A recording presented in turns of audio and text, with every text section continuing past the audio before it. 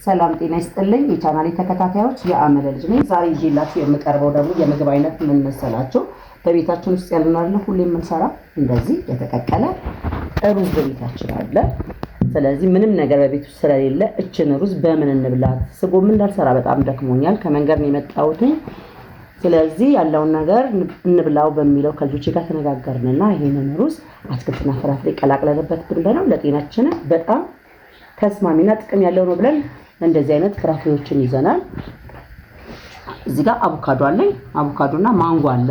ማንጎ ሳየው ይኸውላችሁ እንደምታዩት እንደዚህ በአይን ሲታይ የበሰለ ይመስላል፣ ግን ስላልበሰለ ለዛሬ ማንጎ አላደርገውም። የምጠቀመው ይሄን አቮካዶ ነው። አቮካዶ በሳል ነው። እንግዲህ በአብዛኛውን ጊዜ እንቁላል ፍርፍር ሲሰራ ነው አቮካዶን የምንጠቀመው።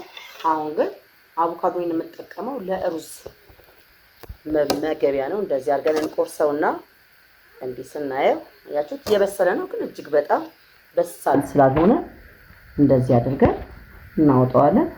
አቮካዶ እንደሚሰራው በጣም ቀላል ነው፣ ግን እንትን ማለት የለብንም። ውስጡ ስናወጣው በተቻለ መጠን እንትን እንዳይሆንልብን ማድረግ፣ ፍርስርስ እንዳይልብን ማድረግ፣ ገልበጥ አድርገን ብቻ የምናወጣው ነው። በጣም የሚገርማችሁ ነገር ከዚህ በፊት እንደዚህ እኔ በእንቁላልን በልተዋል ቤት ውስጥ በዳቦ የሚመገባሉ። በጣም ደስ ብሏቸው ነው የሚመገቡት።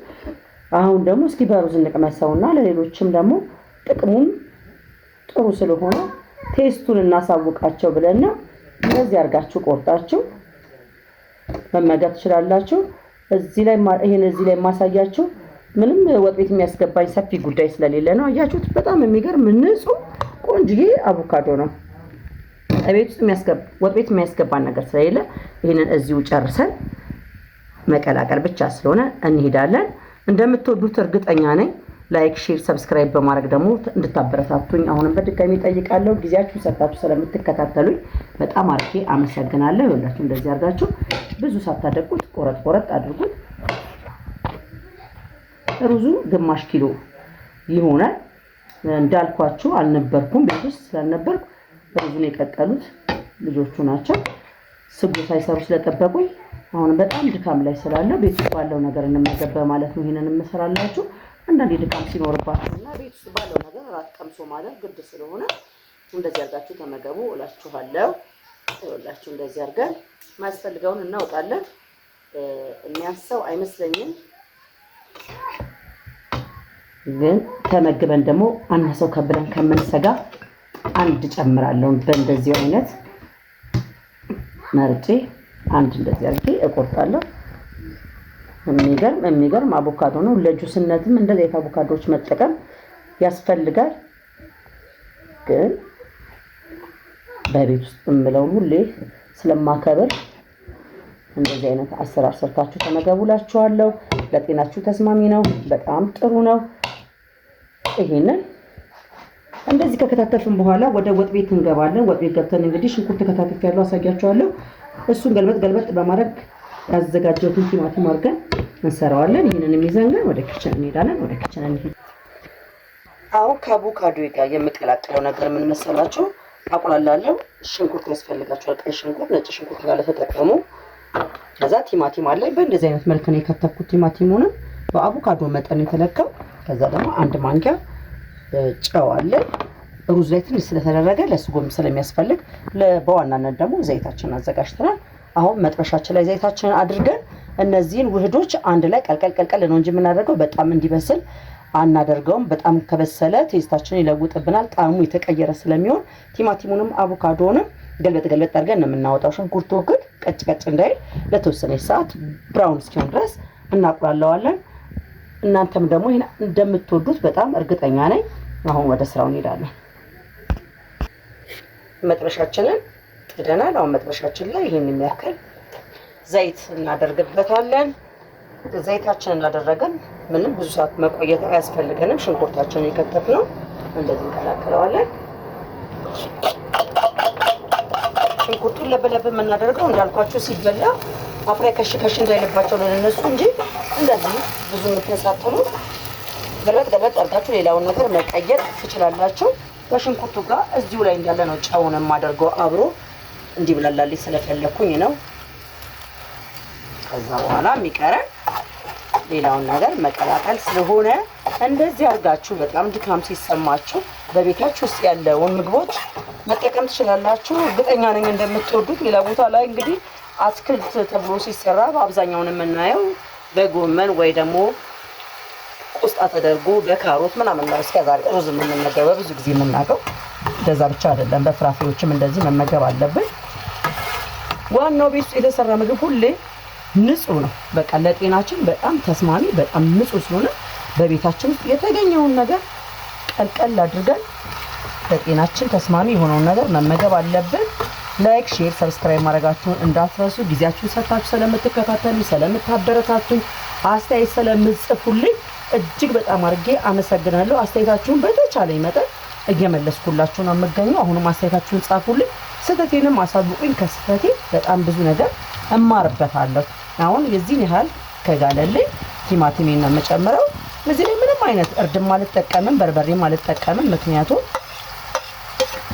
ሩዙ ሲቀቀል እርድ ስለተደረገበት ያ በቂው ነው። አያችሁ፣ ቀድሜ ጨውን ማድረግ አሁን እዚህ ጋር ለቲማቲሙ ውሃ ሲገባበት ጨውን ያሟሟልኛል በደንብ አድርጎ። ለዛ ነው እንደዛ አድርገን እዚሁ ላይ ደግሞ እንዳለ ቅድም ያዘጋጀነው አቮካዶአችን አለ። አቮካዶአችንን ገልበጥ እናደርግና እዚሁ ላይ እናቀላቅለዋለን። ከዛ ዋው የሚል ቆንጆ ምግብ እንመገባለን እላችኋለሁ። አሁን እዚሁ ላይ አቮካዶዬ ቀላቅለዋለሁ።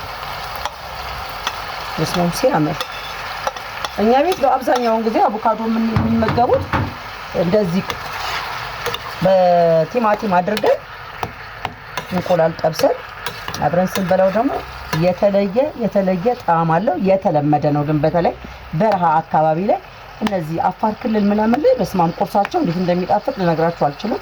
የሆነ ወቅት ላይ እዛ ነበርኩኝ። በጣም ደስ ብሎኝ የምበላው ምግብ ይሄንን ነው። ከሆድ ውስጥ ከገባ ያዝ ነው የሚያደርገው። አይርባችሁም ለረጅም ጊዜ። በጣም ቆንጆ ምግብ ነው። የዚህን ያህል እንደዚህ ካገላበጥ ነው ይበቃናል። ትንሽ ደቂቃ ሳልነካካው እዚሁ ላይ እናየዋለን። ከለሩ ራሱ እጅግ በጣም ነው የሚያምረው። በጣም ነው ደስ የሚለው። እንደዚህ አድርጋችሁ ተመገቡልኝ።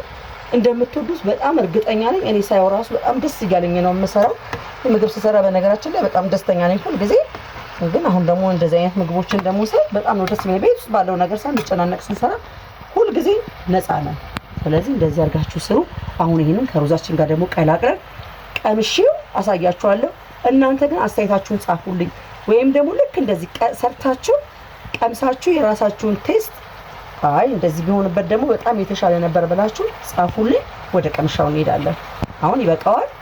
እዚህ ላይ ስቶቫችንን ታጠፋላችሁ። ስቶቬን አጥፍቻለሁ። ወደ እራታችን እንሄዳለን። ይኸውላችሁ እንግዲህ ተመልካቾቼ ይሄንን ይመስላል። እንደዚህ አድርጋችሁ በስማ እንዴት እንደሚያምር ይሄ ዝም ብሎ ሩዝ ራሱ ባይኖርም እንደዚህ በዳቦ ቢበላ በጣም ምርጥ ነው የሚሆንላችሁ። እንግዲህ ይመስላል። አሁን ዘይቱንም ሁሉ ነገር ዘይት ስለተመጣጠነ በጣም ቆንጆና የሚጣፍጥ እንደሚሆን እርግጠኛ ነኝ። እዚህ ላይ ደግሞ ሩዛችንን እንቀንሳለን የተወሰነ።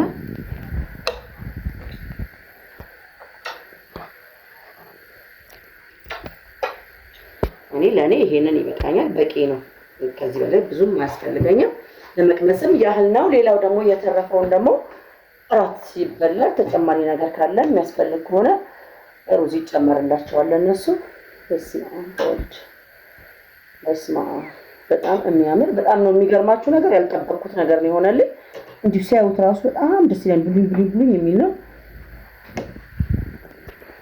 ይሄንን ይመስላል። በስማ ማያምር አያችሁት?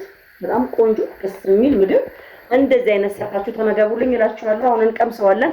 እንደምትሞክሩት ደግሞ በጣም እርግጠኛ ነኝ። ምክንያቱም ሲያዩት በጣም ያምራል። በጣም ቆንጆ ነው።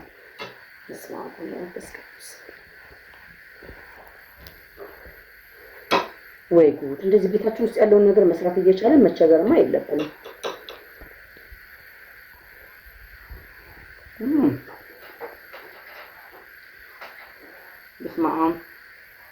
በእውነት ነው የምላችሁ፣ እየዋሻችሁ አይደለም።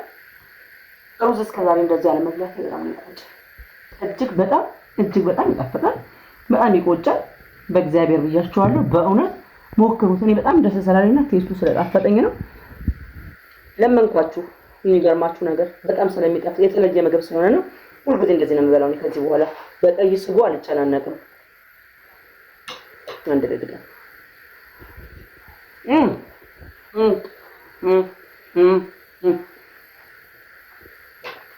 በጣም ነው የሚጣፍጠው። በቤታችሁ ሰርታችሁ ሞክሩት። ላይክ ሼር ማድረጋችሁን እንዳትረሱ። ሰላም ሁኑልኝ። ቻው